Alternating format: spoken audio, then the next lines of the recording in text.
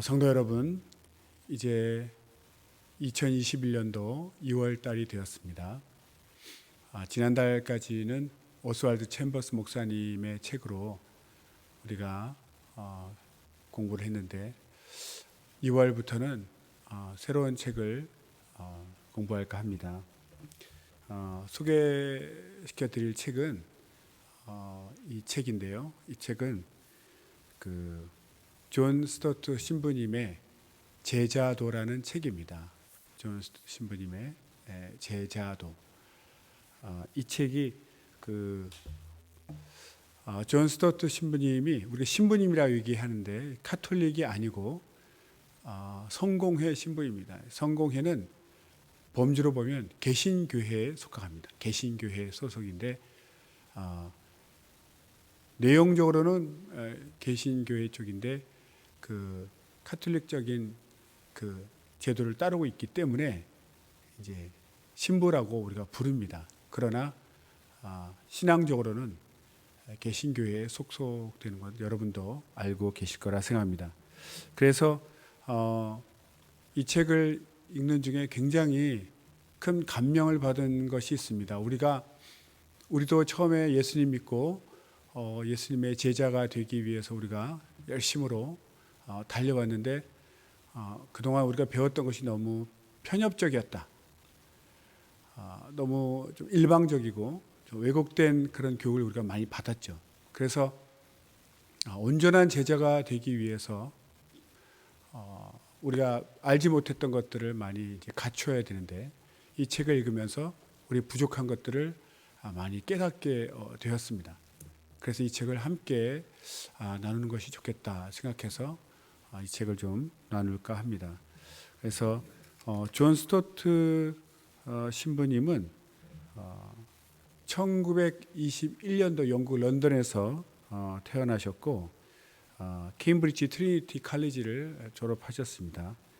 그리고 어릴 때부터 본인이 다녔던 All Souls Church라는 교회 사제로 30년간 목회 사역을 수행하시고 또 그분은 영국뿐만 아니라 범세계적인 그런 복음주의권 지도자로서 활약하시고 책도 많이 쓰시고 강연도 많이 하시고 특별히 1974년에 제1회 로잔 언약, 로잔 회의라고 하는 개신교회 큰 회의에 입안자로 참여했습니다. 그리고 2011년 그러니까 향년 90세로 소천하셨습니다. 이분은 굉장히 강력한 그런 개혁 운동을 하신 분이고 그래서 우리가 또 지향하는 바와 많이 일치한다고 생각합니다. 이 책을 보면 이 책의 원래 제목은 원서 제목은 The Radical Disciples입니다.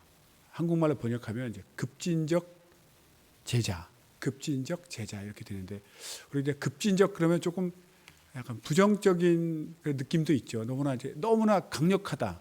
그러니까 레디컬하다 그러면 굉장히 강력하다 이런 뜻인데 여기서는 이제 그런 뜻, 약간 부정적인 뜻은 좀 배제하시고 긍정적으로 이해하시기 바랍니다.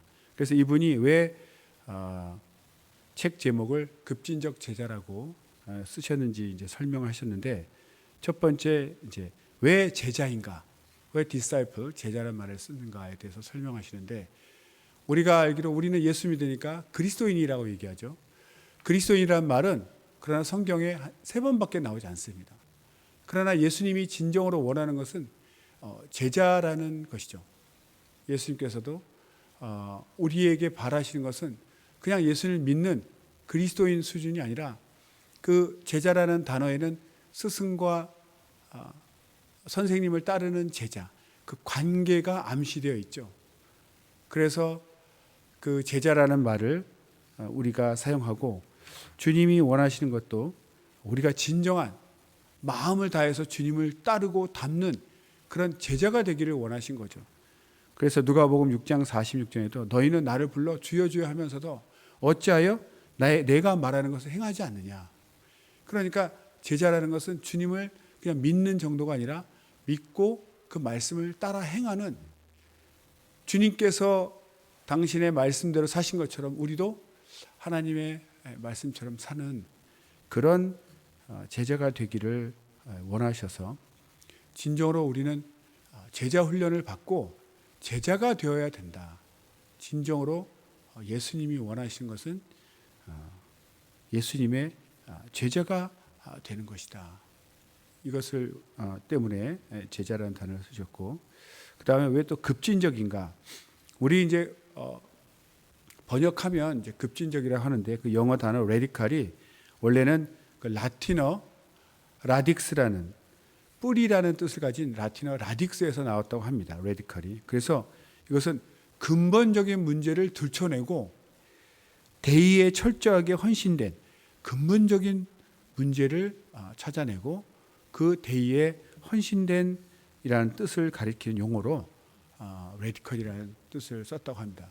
결국 급진적 제자라는 것이 뭔가 성격 급하다 이런 뜻이 아니고 예수님의 말씀을 정말 근본적으로 파헤치고, 어떤 우리가 예수님을 따를 때 수고스럽고 대가를 치러야 되는 것은 피하고 자기가 좀 적당히 헌신할 수 있는 부분만 택하는 그런 취사 선택하는 그런 마음가짐의 제자가 아니라, 예수님이 진정으로 우리의 주님이시라면 철저하게 주님 말씀은 취사 선택하는 것이라 온전히 마음을 다해서 모든 말씀에 순종하는, 우리가 고르지 아니하고 전적으로 순종하는 그런 제자가 되어야 된다.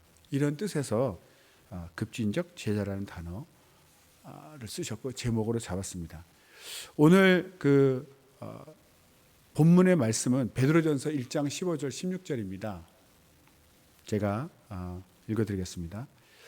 오직 너희를 부르신 거룩한 자처럼 너희도 모든 행실에 거룩한 자가 되라. 기록하였으되 내가 거룩하니 너희도 거룩할지어다. 왜 이 말씀을 읽었냐면, 이게 사실 오늘 그 제자도에 대해서 서론적인 부분이 좀 먼저 들어갔습니다. 그래서 이 존 스튜어트 신부님은 우리가 진정한 예수님의 제자가 되기 위해서는 그 제자의 특징이 있다. 그 특징을 나름 8가지로 정리를 하셨어요. 그 8가지 정리가 그것이 바로 첫 번째 불순응, 2번 닮음, 3번 성숙, 4번 창조 세계를 돌봄, 5번 단순한 삶, 6번 균형, 7번 의존, 8번 죽음. 이렇게 8가지 특징으로 잡았는데, 첫 번째, 오늘 할 부분은 첫 번째 불순응입니다. 제목이 불순응인데, 불순응이 뭐냐면 순응하지 않는다 이런 뜻이죠. 따르지 않는다, 닮지 않는다 이런 뜻입니다. non-conformity라고 되어 있는데 순응하지 않는다. 왜 순응하지 않는가? 무엇에 순응하지 않는가? 그것은 세상 풍조에 순응하지 않는다 이런 뜻입니다. 주님께 순종하면 세상에는 불순종하게 되어 있습니다. 우리가 예수님 믿기 전에는 모든 것에 다 세상과 같이 살았는데, 세상과 구별되신 예수님을 믿고 예수님의 제자가 되면 이제 세상에 대해서는 따를 수가 없는 거죠. 그래서 세상 풍조에 따르지 않는다라는 그런 특징을 가진다는 거죠. 예수님의 제자의 첫 번째 특징은 불순응, 세상 풍조에 따르지 않는다. 그래서 본문에 내가 거룩한 것처럼 내가 거룩하니 너희도 거룩할지어다. 주님이 세상에 속하지 않으셨어요. 세상과 구별되셨습니다. 더럽고 죄악에 물든 세상과 구별되신 의로우신 주님. 그래서 제자된 우리도 주님처럼 거룩해야 된다는 것이죠. 그래서 오늘 본문 말씀은 이렇게 정했습니다. 그래서 제1장 불순응. 그래서 불순응을 하는 이유에 대해서 좀 자세하게 살펴보고자 합니다. 먼저 우리 예수님의 제자의 특징 중에 교회는 주변의 세상에 대해 이중적인 책임을 가진다. 이중적인 책임을 가진다는 말이 있습니다. 무슨 말이냐면, 우리는 세상 속에 살고 세상에 속해 있으면서도, 왜 그렇죠? 세상에서 예수님의 증인된 삶을 살아야 되기 때문에 세상에 속해 있습니다. 세상을 떠나 있을 수 없습니다. 세상 가운데에서 빛과 소금의 역할을 감당해야 되고 세상에서 예수님을 증거해야 되기 때문에 세상을 떠나 살 수가 없죠. 그렇다고 해서 세상에 살면서 세상에 오염되거나 세상 풍조에 따라가는 사람은 아니라는 거죠. 그것을 다른 말로 하면은 도피주의, 순응주의 그 둘 다 피해야 된다. 도피주의는 내가 여기 세상 살다가는 내 거룩함이 오염될 것 같다 해서 도피한다는 거죠. 저 산속에 무인도에 세상에 없는 곳에 혼자 자기 신앙을 지키겠다. 물론 자기 영혼을 잠깐 동안 정화하기 위해서 그런 곳에 가서 자기 영혼을 돌보는 것은 가능합니다. 그러나 세상을 등지고 사는 것은 옳지 않다는 거죠. 예수님의 제자가. 또 하나는 이제 순응해서 순응주의. 세상 살다 보니까 그냥 세상 하라는 대로 다 따라합니다. 그럼 세상과 구별되지 않죠. 우리는 이 땅에 살면서 이 세상에 살면서 이 세상에 속하지 않은 예수님과 영원한 천국에 대해서 그 소망을 전하는 자들인데 우리가 세상과 똑같이 살면 우리가 말하는 것과 우리의 삶이 일치하지 않기 때문에 우리의 말하는 것은 의미가 없고 힘을 잃게 됩니다. 그래서 사람들이 우리를 볼 때 자기 곁에 있는 사람이지만 이 사람은 다른 세계에 살고 있는 다른 나라 시민, 바로 천국 시민, 예수님 하나님께 속한 자라는 것을 그들이 느낄 수 있어야 된다는 거죠. 그래서 그 세상에 속하지 않는다라는 것을 여러 말씀으로 기록하고 있는데 그 중에 특별히 이제 4가지 정도로 우리가 좀 찾아볼 수 있습니다. 이렇게 세상에 대해서 이중적인 책임 가지는 게 성경에 계속 중요한 주제입니다. 그래서 우리가 크게 성경을 나누면 맨 처음에 그 율법서라고 하죠. 그 다음 예언서, 또 예언서 또는 선지서, 그 다음 예수님의 가르침인 복음서, 그리고 사도들의 가르침인 서신서, 이렇게 크게 율법서, 예언서, 복음서, 서신서 4가지로 나누는데 그 4가지 중에 한 가지씩 말씀을 찾아볼 수 있습니다. 먼저 그 율법서 중에 한 가지 예를 들면 레위기 18장 3절에서 4절 말씀입니다. 너희는 그 거하던 애굽 땅의 풍속을 좇지 말며 내가 너희를 인도할 가나안의 땅과 땅의 풍속과 규례도 행하지 말고 너희는 나의 법도를 좇으라. 나의 규례를 지켜 그대로 행하라. 나는 너희의 하나님 여호와니라.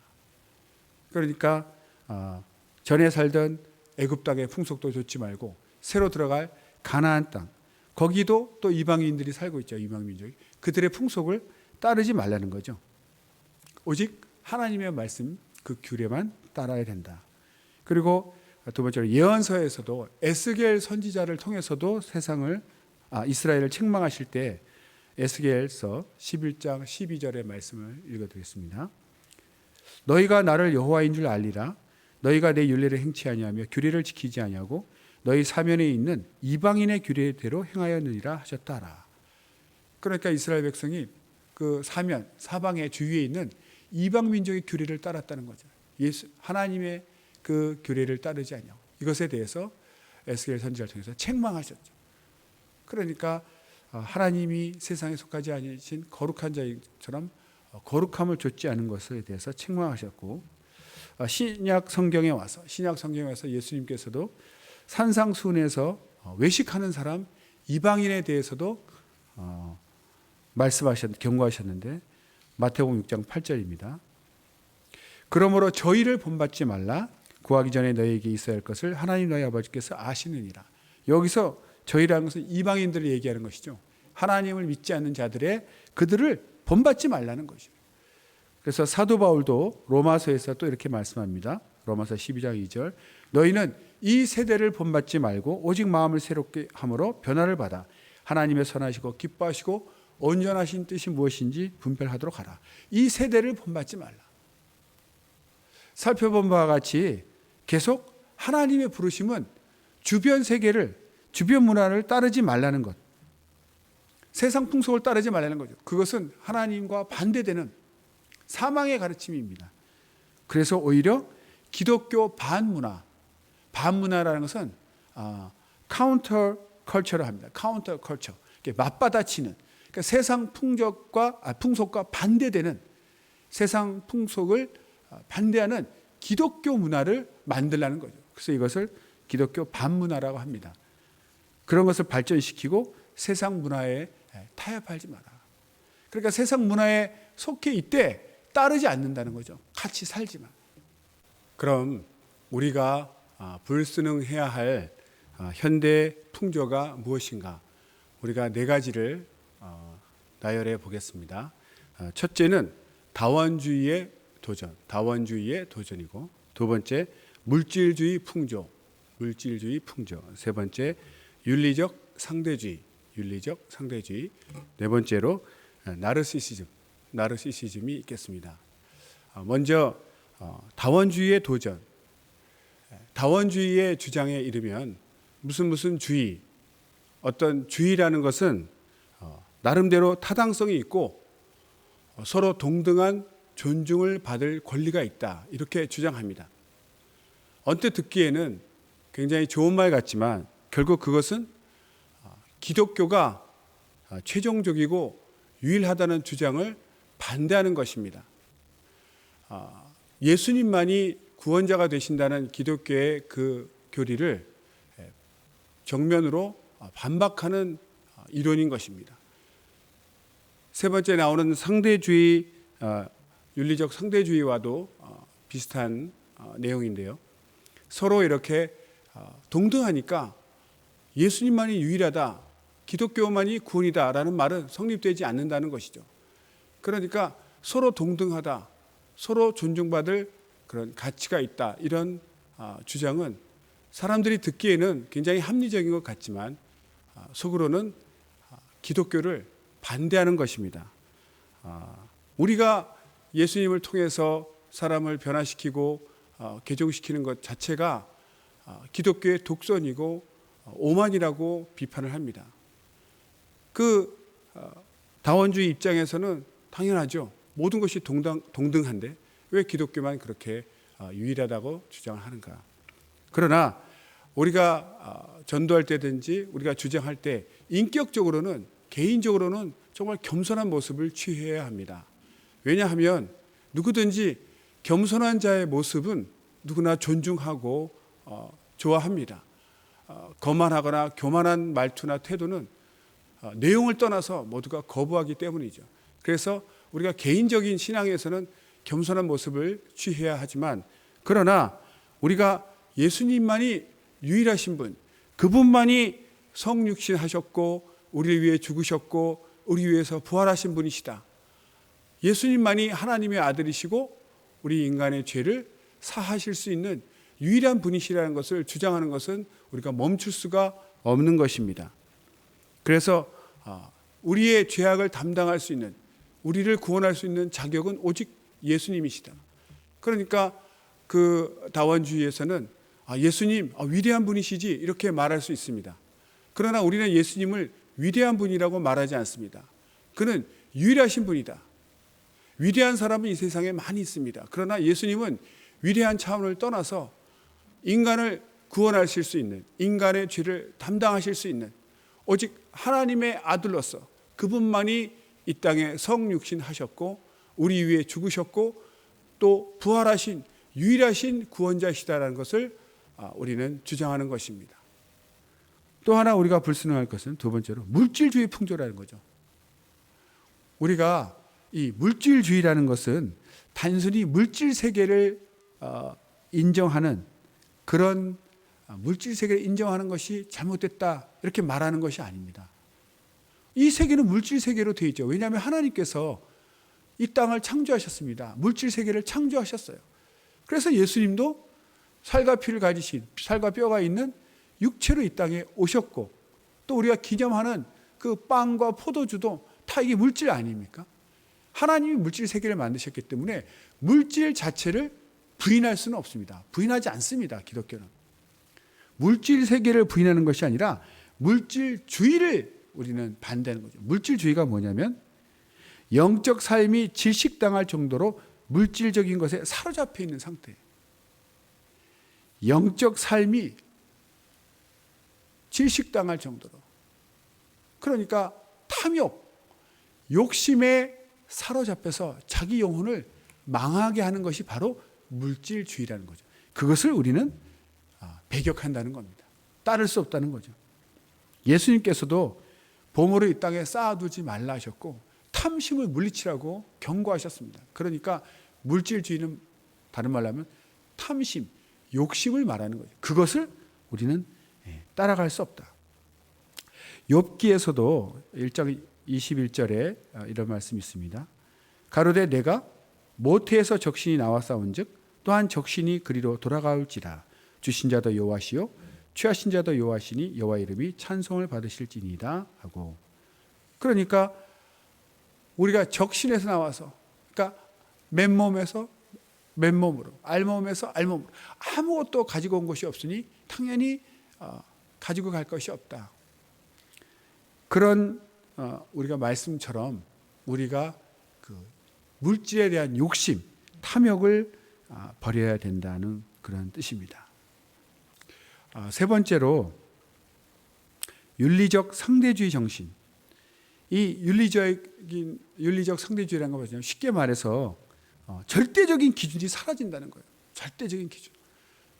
그러니까 당신 생각도 옳고 내 생각도 옳고. 그러니까 윤리라는 것은 자기가 결정하는 거죠. 라고 주장하는 겁니다. 내가 이렇게 생각하면 이렇게 옳은 거고 너는 그렇게 생각하니까 옳다. 그러니까 절대선, 절대의, 절대 기준이 사라지는 거죠. 그러니까 자기가 살고 싶은 대로 사니까 이 세상은 완전히 이제 혼란스러워지고 오염되는 것입니다. 1960년대 성혁명 이후 급속한 변화가 진행되었는데 최소한 그래도 유대교, 기독교 안에서는 성경을 우리가 믿기 때문에 결혼에 대해서 결혼은 최소한 일부 일처제고 다른 성, 남성과 여성이 만나서 서로 사랑해서 연합하는 그런 성적 친밀감을 가진 그것이 바로 결혼이고 가정이다. 이렇게 지키고 있었죠. 그런데 이제는 완전히 그것이 무너져가지고 교회에서조차도 말하지 못합니다. 다른 말로 하면 우리가 혼전 순결을 지키지 않습니까? 이것은 결혼 전에 서로에 대한 헌신이고 약속이죠. 그래서 혼전 순결을 지켜야 되는데 요즘은 막 혼전 동거를 한다는 거예요. 뭐 어차피 결혼할 거니까 자기식으로 생각해버린 거죠. 쉽게. 그렇지 않습니다. 그리고 이성간이 아닌 동성애를 허락하고 이제는 뭐 기독교 안에서도 사제간에도 동성애를 하는 사람이 있지요. 그러니까 자기 마음에 좋게 보이면 그냥 그것이 윤리가 되는, 탓할 수 없는, 그러니까 바로 하나님을 떠나서 성경을 떠난 바로 이런 윤리적 상대주의가 나왔다는 것입니다. 그런 것을 우리는 철저하게 배격을 합니다. 네 번째로 나르시시즘. 우리가 나르시시즘 하면 우리 잘 알고 있죠. 나르시스라는 그 그리스 신화에 나오는 청년이 있는데 얼마나 이제 잘생겼는지 어느 날 연못을 바라보다가 그 잘생긴 청년의 자기 얼굴이 비쳤겠죠. 그 연못에 비친 자기 얼굴이 너무 이제 잘생겨서 그 자기 얼굴에 그 사랑에 빠져서 그 얼굴을 따라서 그 물속에 빠져서 익사한 그런 사건, 그런 신화가 있습니다. 그래서 그 나르시스 청년의 이름을 따서 이제 나르시즘이라고도 하는데 이것이 바로 너무나 지나친 자기애, 자아에 도취된 상태를 표현할 때 나르시시즘이라는 말을 씁니다. 왜 이 네 번째 나르시시즘을 배격하냐면 자기애가 너무 커졌다는 거죠. 자기를 너무나 사랑해. 물론 성경에 예수님께서 말씀하시기는 첫째 계명, 크고 첫째 되는 계명, 또 둘째 계명이 있죠. 그것이 바로 마태복음 22장 37절로 40절입니다.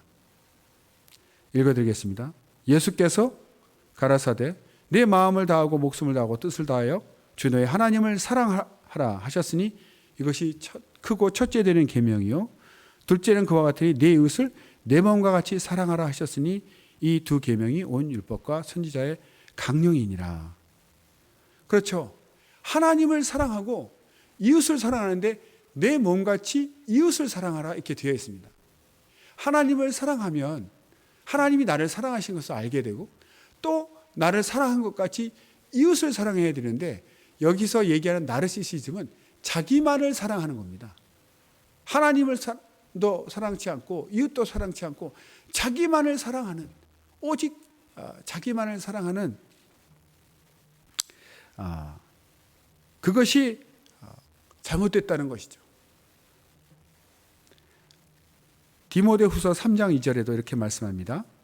사람들은 자기를 사랑하며 돈을 사랑하며 자긍하며 교만하며 회방하며 부모를 거역하며 감사치 아니하며 거룩하지 아니하며 바로 자기를 사랑하는 것이 긍정적인 것이 아닙니다. 자기를 지나치게 자기만을 사랑하는 이것이 말세에 나타나는 징표 중에 하나라는 거죠. 그래서 자기를 최고로 사랑하니까 거기서 하나님의 계명도 필요 없고 자기 좋은 것이 선이고 자기 좋은 것이 윤리가 되는 거죠. 그러니까 자기 마음에 막 그 타락된 마음인지도 모르고 하나님의 계명을 쫓아 우리가 회개하고 돌이켜야 되는데도 불구하고 그저 자기 타락된 마음이 그냥 끌리면 그것이 선인 겁니다.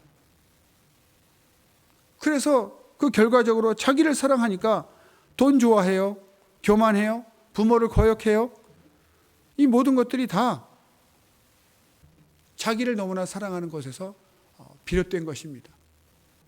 계명 따라 자기 계명 하나님의 계명에 비춰서 자기 마음이 다르면 내 마음이 잘못 가고 있구나 이렇게 회개하고 돌이켜야 되는데 내가 한 여자를 사랑했습니다.